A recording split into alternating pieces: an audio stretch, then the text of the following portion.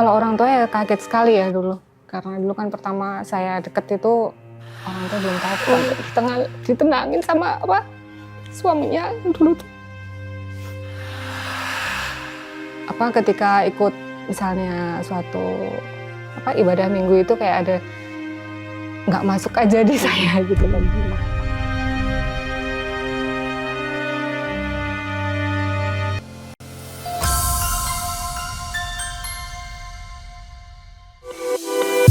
Dapatkan novel eksklusif bertanda tangan karya Hanum Rais dan Rangga Almahendra. Klik link di deskripsi.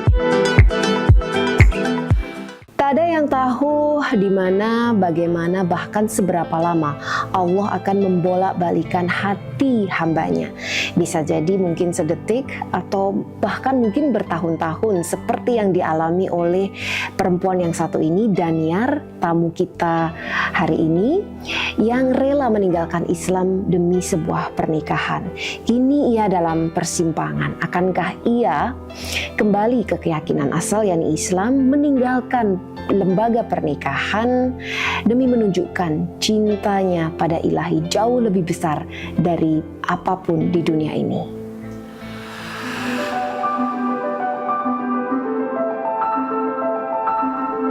Mencintai manusia tanpa batas itu ternyata mustahil. Akhirnya yang tak berbatas itu adalah mencintai pencipta kita. Aku dulu menikah karena cinta yang terbatas itu. Ya, aku masih dilengkungi bahwa gelora cinta ini tidak akan pernah musnah. Bahkan aku rela meninggalkan tauhid alias keyakinanku pada Allah semata dan meyakini cinta pada manusia.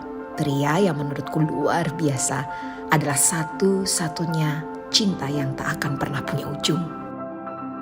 Namun seolah Allah lah yang justru selalu mengulurkan tangannya sejauh aku melangkah. Allah lah yang terus membisikkan padaku, kembalilah pada cintaku. Demikian. Selama 10 tahun, bahkan hingga aku memiliki anak, Allah terus menantiku di ujung senja bahwa hambanya yang hina ini suatu hari sebelum mati akan kembali. Kembali pada tauhid. Allah yang esa, tidak berputra dan tak pula diputrakan. Berikan aku kekuatan untuk meninggalkan cintaku yang terbatas itu dan merengkuh cinta abadiku pada ilahi, pada Islam kembaliku. Ya, kita bertemu dengan Mbak Daniar, kita panggil aja Nia gitu ya. Makasih udah hadir bersama saya di Slice of Life Hanum Cinta dan Cerita, Mbak. Dan tadi saya benar-benar bisa merasakan ya perjuangan Mbak Nia sampai pada titik sekarang ini yang masih memperjuangkan untuk bisa secara kafah ya kembali ke keyakinan asal yakni Islam gitu. Tapi boleh nggak diceritakan perasaan waktu itu, karena mungkin bucin ya Mbak ya, istilahnya bahasa sekarang karena kemudian menikah gitu selama 10 tahun hingga akhirnya Mbak Nia itu memutuskan untuk kembali bersujud lewat salat malam hari. Itu 10 tahun tuh ada perang batin seperti apa? Iya, kalau dihitung sebenarnya belum sampai 10 tahun ya perang batin itu ya. Kalau awal-awal mungkin saya kalau awal mungkin saya dulu sebenarnya sempat ikut ke gereja itu agak hati saya agak memberontak sebenarnya dulu ya. Saya dulu pertama ingat ikut tuh dulu nangis, terus nggak tahu nangis karena apa seperti itu. Terus setelah itu nggak tahu ya saya merasa beberapa tahun itu nyaman ketika ikut beribadah dulu kan. Terus seperti itu. Terus ya di perjalanan itu seperti ada ganjalan-ganjalan ya, kayak misalnya tadi saya mimpi nggak tahu kenapa tiba-tiba mimpi itu datang gitu. Saya jadi makmum bapak saya, padahal bapak di dalam masjid gitu. Saya jadi cuman di selasarnya gitu. Saya jadi ingat banget itu. Terus seorang orang ternama gitu kan yang dulu dia meninggal, tapi dulu itu keluarga ada yang mempertanyakan ini akan secara apa. Nah, saya itu sempat kepikiran juga dulu. Pergaulan batin juga, tapi saat itu karena saya tipenya nggak bercerita ya, jadi saya pendem sendiri, udahlah. Dari dulu aja, udah bertahun-tahun. Tapi setelah itu, bertahun-tahun itu jadi kayak ada sesuatu yang mengganjal di pikiran saya. Terus saya sebenarnya ingat ya, karena saya dulu kan ya Muslim kan. Saya kayak ada perasaan juga, aku ngerti loh, aku kudu sholat tapi kok enggak.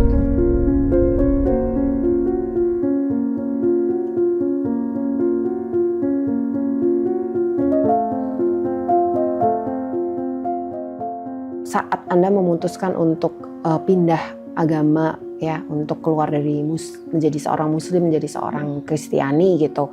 Waktu itu ada banyak tentunya pasti tekanan ya, dan mungkin pertanyaan yang paling kalau tekan kanan kiri oke lah gitu ya, terserah lah ya.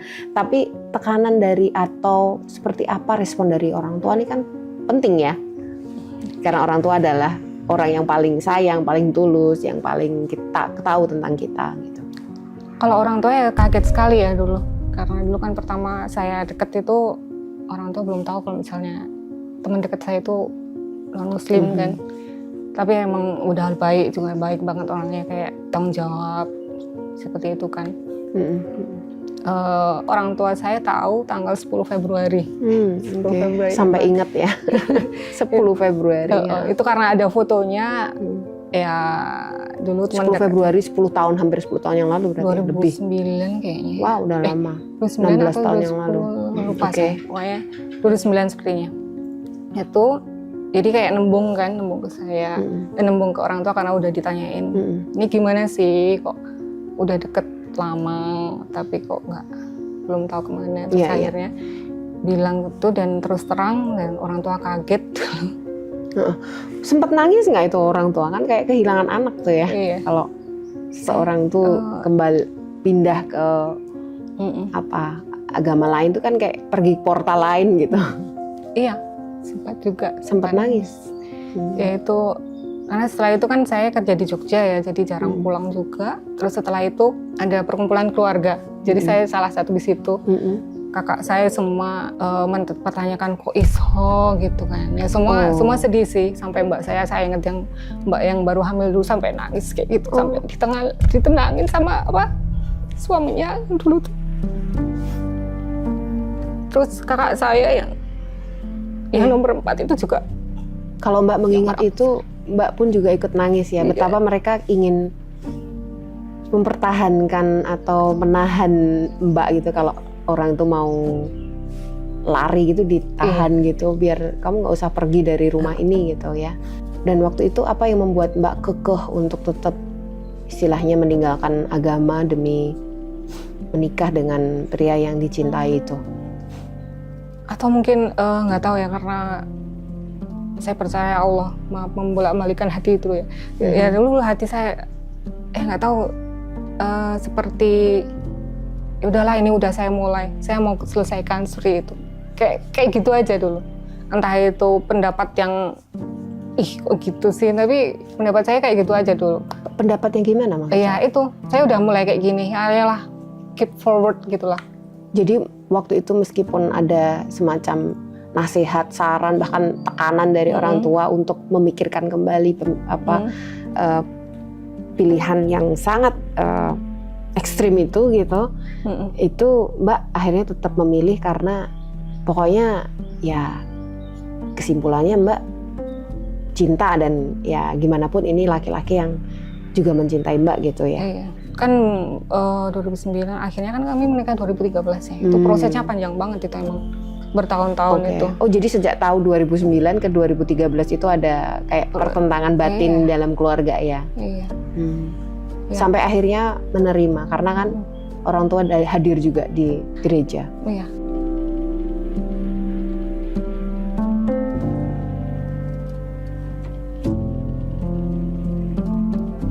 Waktu itu yang dirasakan kan mbak mengucap sumpah dalam ikatan pernikahan ya dalam bingkai agama Kristen itu apa yang dirasakan? Ya dirasakan. Di sana melihat ada ibu, bapak, mbak yang katanya sempat menangis dan lain-lain. Iya. Kalau ya rasanya ya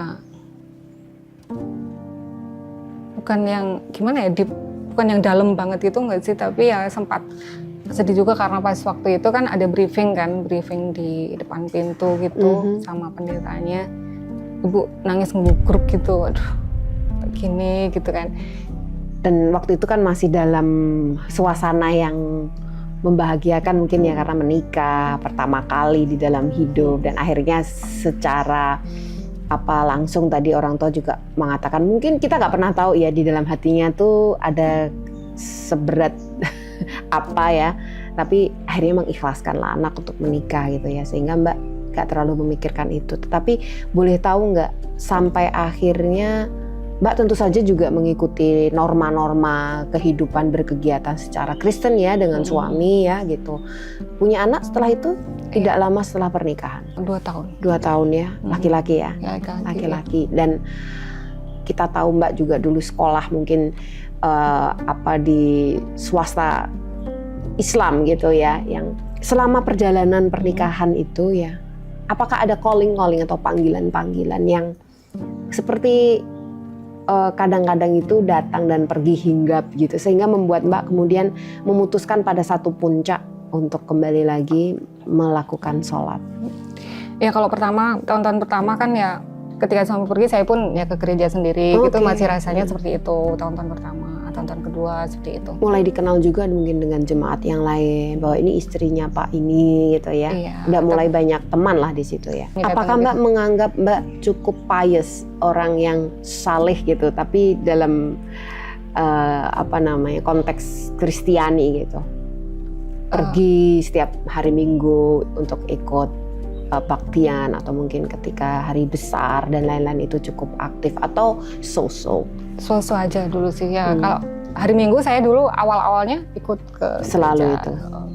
Itu maksudnya nggak ikut, saya juga ke gereja tapi terus suami nggak ada pun juga ikut gitu. Artinya sudah otomatis untuk beribadah sendiri gitu ya. Dulu kayak ada rasa damai aja di situ. Terus terakhir mungkin ya terus ada kayak panggilan ya, tapi nggak terus sekonyong-konyong datang tuh nggak ya. Jadi karena saya mungkin ya dulu sekolahnya Islam ya, kayak ada suatu titik di mana saya tuh misalnya pas Ramadan gue ikut turunnya melu poso loh, kayak gitu loh. Itu perasaan Mbak sendiri, nurani Mbak yang tiba-tiba mengatakan ini bulan puasa seharusnya kamu tuh puasa loh. Iya, berarti selama 10 tahun pernikahan itu nggak pernah puasa ya? Karena menjadi seorang Kristiani ya tentu saja. Dan itu mulai calling perasaan tadi bahwa kamu tuh seharusnya puasa loh dan lain-lain, itu perasaan itu di tahun berapa itu? Tahun keberapa? Mungkin udah ke-3, 4, 5, saya lupa juga sih. Terus mungkin saya juga ada suatu, pokoknya ada yang kurang serg gitu mungkin di rumah tangga ya. Terus saya hamil, terus anak saya lahirkan. Terus pertama ya masih kadang sama anak dulu ikut ke gereja gitu kan. Terus dulu sempat waktu kan kalau misalnya ke gereja itu umur 1 atau 2 itu udah diikutkan sekolah minggu ya. Dibaptis juga?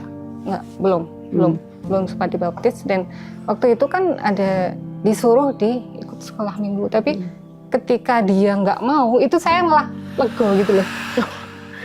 Ya berarti nggak usah ikut, mesinnya diajarin secara bukannya memaksa atau memotivasi, tapi malah ada perasaan cercah perasaan. Alhamdulillah gitu ya. Ya dia keluar ya udah yuk keluar gitu, malah jajan atau apa seperti itu.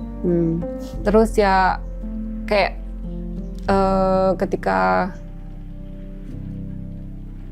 ketika ikut misalnya suatu ibadah minggu itu kayak ada nggak masuk aja di saya gitu kan.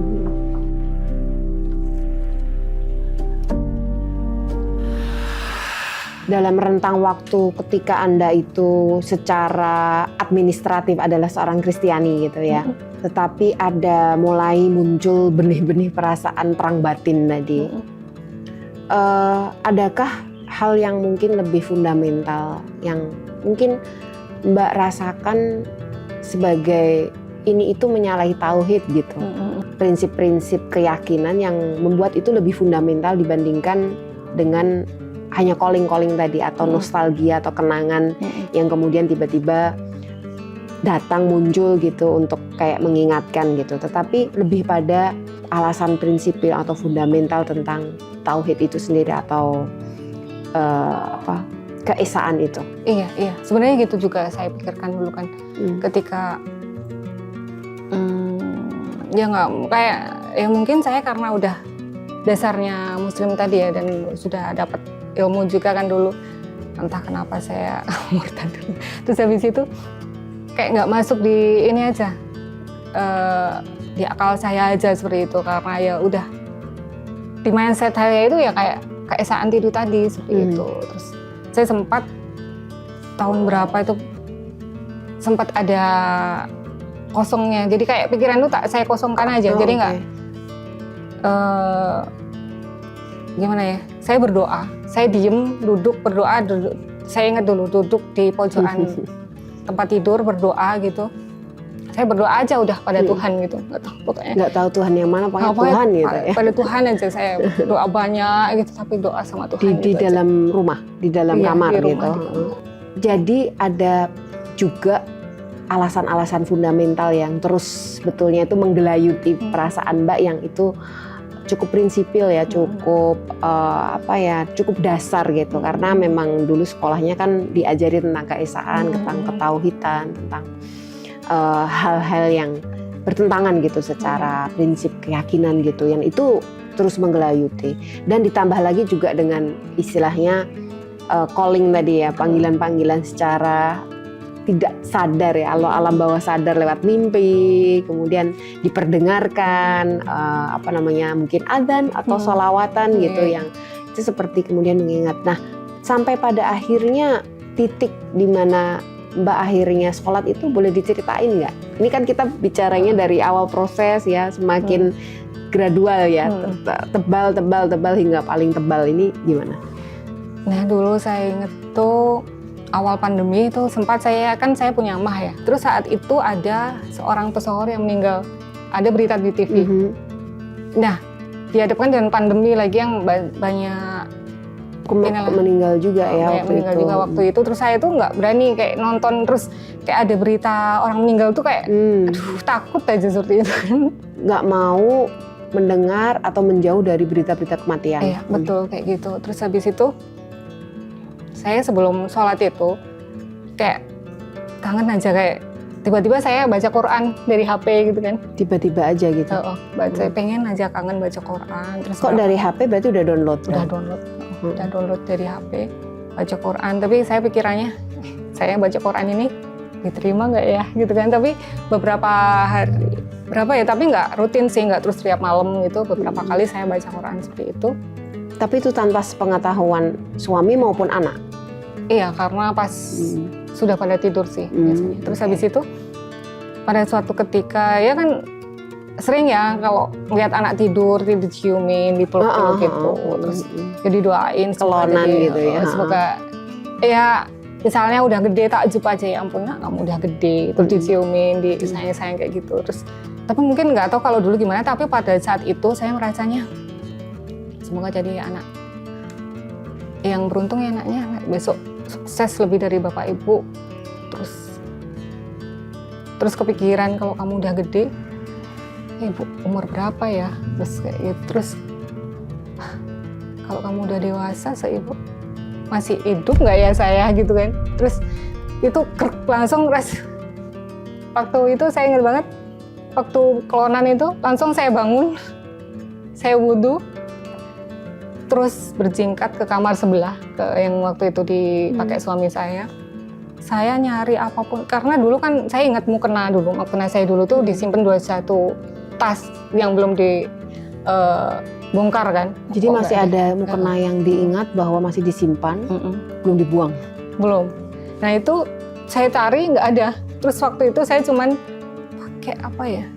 Oh, terus nyari, kan ada shawl itu kan, nggak ada juga. Jadi saya cuma pakai selimut dulu, sholat pakai selimut. Terus saya ingat di pojokan syahadat, asyhadu alla ilaha illallah wa asyhadu anna muhammadar rasulullah, itu saya sholat. Mulai saya tutup. Terus, Ya, saya merinding Mbak ceritanya itu. terus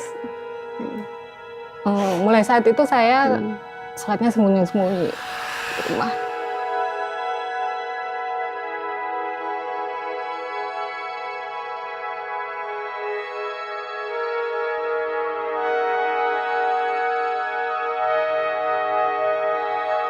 Nggak apa-apa Mbak. saya ikut menangis juga loh Mbak. Karena nggak semua orang punya privilege untuk punya kerentek gitu tadi ya Mbak. Bahkan tiba-tiba itu out of nowhere gitu. Yang tiba-tiba nyium anak gitu. Kemudian kepikiran tentang masa depan, kalau nanti saya nggak ada gimana ya anak saya gitu. Terus tiba-tiba apa ya, kayak semacam ada strum listrik gitu, krek gitu yang kemudian Mbak tiba-tiba udah sampai otak gitu, ayo sholat gitu kan. Iya. Semacam itu ya, yang itu nggak setiap orang mungkin punya kesempatan untuk seperti itu Mbak. Dan tiba-tiba Mbak mencari mukena yang Mbak ingat masih disimpan tapi ternyata nggak ada ya. Terus pokoknya saat itulah asyhadu alla ilaha illallah asyhadu anna muhammadan abduhu wa rasuluh. Kalimat syahadat artinya Mbak kembali lagi ke portal awal gitu ya. Kan tadi kayak di portal apa ya, dunia lain gitu, kemudian balik lagi. Dan saat itulah ketahuan. Belum. Kan Itu jam berapa Mbak boleh tahu sholatnya? udah malam mungkin ya, udah hampir. Tapi ada suami saat itu? Atau lagi pergi? Enggak, ada di kamar sebelah. Oke. Sudah tidur, sudah pada tidur, berarti sudah malam ya. Hari berikutnya, kan biasa ya ngajak anak pergi kemana. Pokoknya saya tetap nyari mukena saya itu dan ketemu sama sajadah pemberian bapak saya itu yang masih saya pakai sampai sekarang. Itu ketemu, terus sebisa mungkin saya sholat, tapi sembunyi-sembunyi. Kan waktu itu karena pandemi ya, jadi saya kerja dari rumah. Dan suami karena orang survei kan, jadi pergi-pergi. Kegiatan di stop dan nggak ada kan, nggak WFH boleh, semua berarti ya? nggak WFH, jadi nggak ada pekerjaan sama sekali. Karena kan nggak boleh kemana-mana kan dulu, lockdown juga, dan kami juga menjaga benar-benar di rumah terus kan dulu itu. Wah itu kucing-kucingannya gimana itu mau sholat? Nah itu kalau sholat subuh saya bangun sepagi mungkin, karena kan bangunnya agak siang juga ya, jam 6 baru bangun gitu kan. Pas gelap-gelap habis adzan saya sholat. Terus kalau waktu dia menjemur di luar tuh sama anak saya pasti ngikut. Mereka di luar kan agak lama ya saya sholat. Terus kalau sore kan kadang pergi nggak tahu kemana gitu, jalan-jalan sama anak. Nah itu saya biasanya sholat. Maghrib itu yang agak susah itu ya. Atau kalau pulang saya agak lupa juga ya, dulu kan pulangnya mepet maghrib gitu kan. Kalau adzan saya langsung sholat gitu kan. Terus bergerak udah, mukena lupa saya sembunyiin di mana dulu. Terus kalau isya otomatis ya kalau saya tunggu semua udah tidur atau sekalian pas tahajud gitu. Tapi boleh tahu nggak Mbak, waktu itu akhirnya ketahuan tuh seperti apa? Ketika itu salah prediksi atau gimana? Ya kayak tadi kan mereka menjemur di luar kan biasanya. Mungkin itu saya pas sholat apa ya? Mungkin ya siang lah, entah sholat asar atau zuhur. Tiba-tiba aja anak saya, kan jarang ya kami nutup pintu kamar tuh jarang banget. Kecuali kalau misalnya ada apa tuh baru nutup pintu kamar. Bu, gitu buka pintu, terus dia bilang, Pak, Ibu sholat kayak gitu. Nah, anak sih nggak apa-apa, tapi suami mungkin langsung diem aja. Waktu itu suami cuma diem? Iya, diem, belum yang gimana-gimana itu. Tapi sebelum terjadi peristiwa kepergok itu kan pastinya ada ya hal yang berubah ya, yang mungkin Mbak pikir suami merasa nggak bahwa Mbak berubah? Mungkin dari cara berpikir, dari cara kebiasaan atau apapun yang mulai curiga gitu, sama sekali nggak ada? Kayaknya nggak deh, belum, nggak segitunya, nggak curiga. Misalnya karena diajak ke gereja udah nggak mau, gitu. Atau mungkin berdoa di tempat makan gitu kan, biasanya kan berdoa dulu gitu. Tapi Mbak juga sudah tidak mau melakukan itu, atau ada hal-hal nggak yang membuat curiga suami? Kalau Atau sama sekali Mbak cukup lihai dalam karena kami biasa ya kalau mau makan bareng juga udah doa sendiri. Udah nggak yang Sudah misalnya kayak yang seperti yang terus gitu. itu enggak terus atau misalnya apa ya, dulu kan sempat ya kalau pandemi itu ada kunjungan gitu kan, kunjungan misalnya gereja ke datang ke rumah-rumah. Oke. Terus itu ya saya ikut aja gitu. Ya udah mereka berdoa ya udah saya diem aja kayak gitu. Tapi itu sudah mulai sholat ya? Mungkin sudah ya, lupa saya. Terus setelah itu ya tapi nggak sepertinya ya dia nggak curiga yang seperti itu. Jadi ada perubahan sikap, terus ada ya pertengkaran lah ya, maksudnya pernah ada adu mulut sampai seperti itu. Itu ya setelah tahu itu, tahu saya.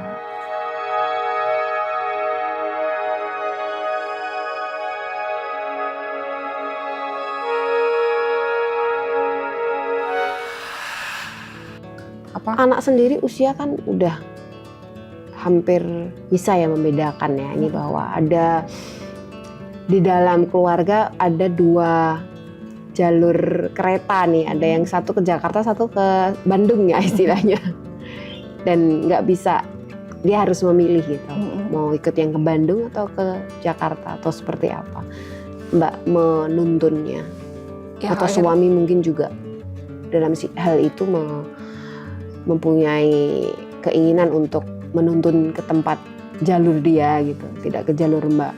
Ya mungkin sempat ya mungkin ya. Tapi karena mungkin orang bilang, bukan orang sih, mungkin suami saya bilang kalau misalnya sudah punya keputusan itu ya apa ya agak kekeh gitu loh. Terus dulu sempat ya kalau mungkin dia juga pengen anak ikut tuh karena pas dulu saya ingat banget pas Natal kayaknya dia ikut ke gereja, anak saya ikut gereja. Dalam hal ini Mbak berarti apakah ada masih terjadi ketegangan itu atau sudah mulai nafsi-nafsi gitu sendiri ya, sudah kamu non muslim, aku muslim dan seterusnya seperti itu? Kalau sekarang kalau kesini sudah sebenarnya ada suasana itu agak nggak enak itu bertahun-tahun sebenarnya kan. Kalau misalnya ada apa nanti pokoknya diem aja, nanti kalau misalnya ngomong apa tuh ke anak, jadi nggak ke saya. Misalnya semakin kesini mungkin karena dia ya nggak tahu ya, pokoknya sudah apa ya, nggak tahu menerima atau apa, sudah lebih landai aja ke ini. Tapi kecenderungannya anak lebih ikut sudah keyakinan Mbak daripada keyakinan suami. Pertanyaan mungkin yang agak sedikit mungkin sensitif ya Mbak ya. Mengapa dalam Islam diperbolehkan suaminya itu bisa mengambil para ahli kitab, ya artinya Nasrani, perempuannya ya, atau Yahudi dan lain-lain, itu kan karena harapannya agar kemudian perempuan ini yang akan ikut gitu, mengikuti keimanan suami dalam bingkai keluarga. Nah, bagaimana dengan kasus Mbak di mana sampai sekarang Mbak masih dalam satu lembaga pernikahan gitu, tetapi itu tadi saya katakan ada satu kereta api yang mau pergi ke Jakarta, padahal Mbak pengen pergi ke Bandung, tapi Mbak masih di dalam kereta itu gitu. Apakah Mbak mau turun dari kereta itu? Atau sampai kapan Mbak sebelum sampai ke Jakarta nih mau turun di mana nih? Ya sebenarnya kayak gitu sih, pikiran seperti itu sering sih ya dulu. Apa ya udah ada pikiran kalau misalnya saya pergi mungkin ya nanti apa saja yang dibutuhkan, terus saya harus ngurusnya kemana gitu. Tapi hal-hal yang kayak gitu ya saya pikir sendiri aja, karena saya emang terus terang gak pernah curhat sama orang kan. Itu pergi itu maksudnya apa Mbak? Ya udah pergi dari rumah dan nanti saya ngurus istilahnya pisah seperti itu kan. Dan bukankah itu bisa dikomunikasikan baik-baik ya? Artinya kadang tuh Mbak kebanyakan tuh kalau orang berpisah, bercerai gitu ya, itu kan karena maaf ada orang lain di dalam rumah tangga gitu ya. Tapi ini kan nggak ada seperti itu kan Mbak? Nggak ada.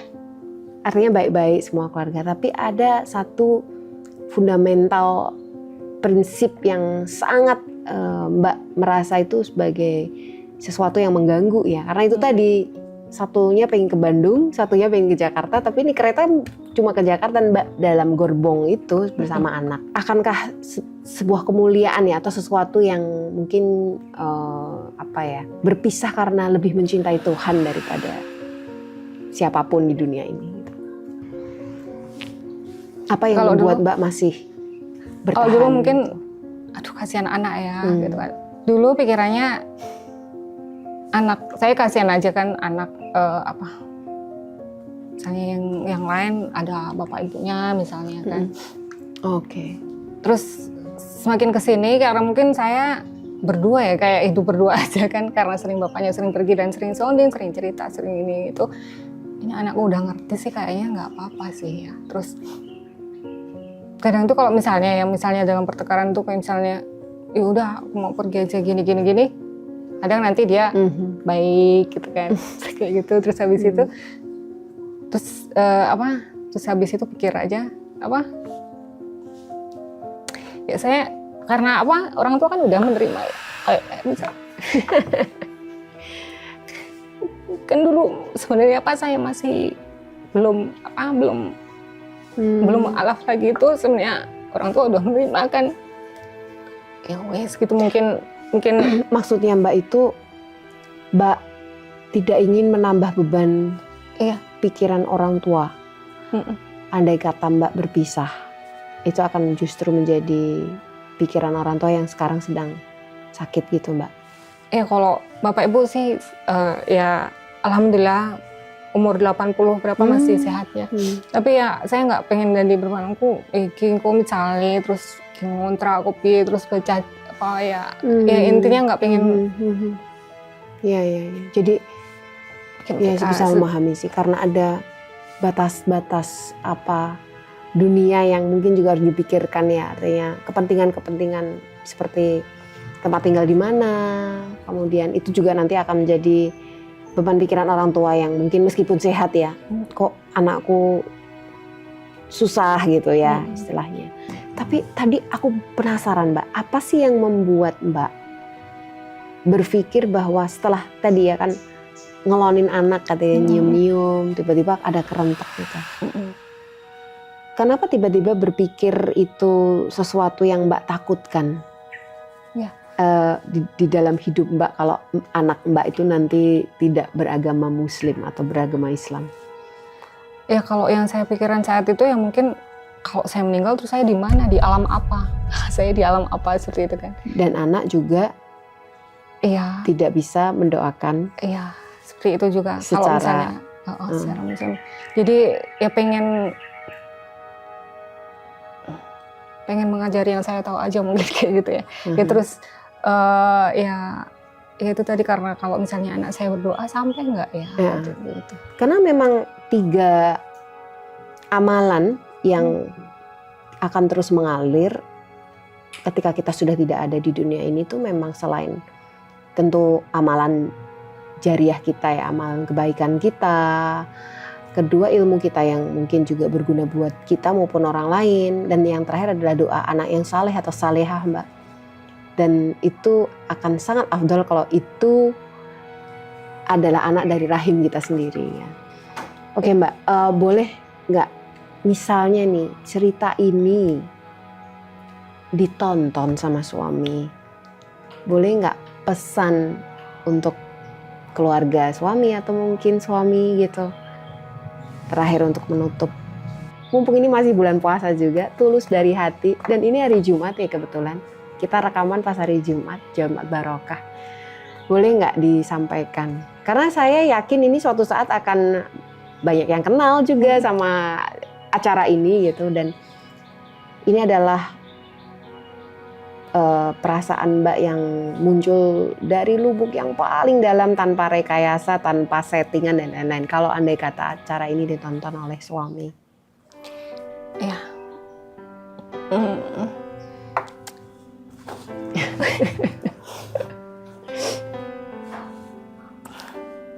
mungkin pertama maaf ya, di sana kameranya. apa ya,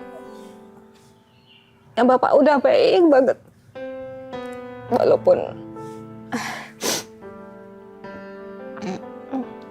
Walaupun banyak pertentangan, tapi masih menjaga keluarga ini. Terus maaf kalau misalnya menyakiti hati Bapak, ya mungkin Ibu terus berdoa aja, semoga kita diberikan jalan.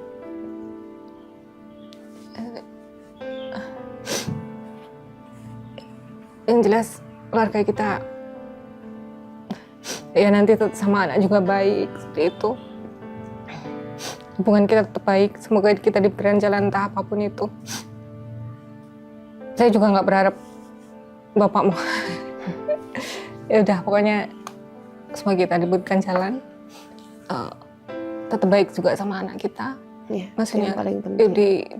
dijaga hubungan baik sama anak kita. Terus kalau misalnya Bapak Ibu maaf kalau ya akhir-akhir ini saya datang kayak jarang datang, saya cuma menjaga perasaan saja Pak Bu, ya bukan berarti saya nggak mau datang tuh, nggak. Saya nggak mau juga Bapak Ibu tuh misalnya mantu saya kok wis kayak gini kayak gitu, nggak ya Pak Bu, ya maaf. Saya juga menjaga perasaan Bapak Ibu juga seperti itu. Maaf banget kalau misalnya jarang datang ke rumah. Gitu udah. Satu ayat terakhir di surat Al-Kafirun kan Mbak, agamamu adalah agamamu, agamaku adalah agamaku, tapi tidak kemudian memberangus tali silaturahim. Kok saya jadi mau ikut nangis? Tapi intinya insya Allah selama kita punya niatan tulus, ikhlas bahwa kita melakukan semua hal di dunia ini itu karena Allah, karena ibadah, ya insya Allah nanti pasti ada jalan. Dan Mbak juga dikuatkan, keluarga juga dikuatkan, suami juga dicerahkan gitu, bahwa inilah perbedaan. Dan bisa dibilang Mbak juga menjadi hamba Allah yang spesial tadi, karena nggak semua orang Mbak bisa mendapatkan tiba-tiba satu peristiwa tadi ya. Saya rasa sebuah karunia anugerah dari Allah tadi, untuk Mbak Nia. Makasih sekali Mbak Nia sudah berbagi di sini. Mohon maaf udah bikin nangis gitu, tapi tadi benar-benar inspiratif sih. Saya doakan dikuatkan untuk itu pasti berat ya, karena turun dari kereta api yang tadinya enak gitu ya, dan ini turun keluar dari gerbong bawa anak, kemudian mencari rel kereta api yang sesuai dengan tujuan lillahi ta'alanya Mbak Dania.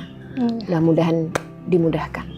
Terima kasih Mbak Nia atas kedatangannya di studio. Assalamualaikum. Terima kasih.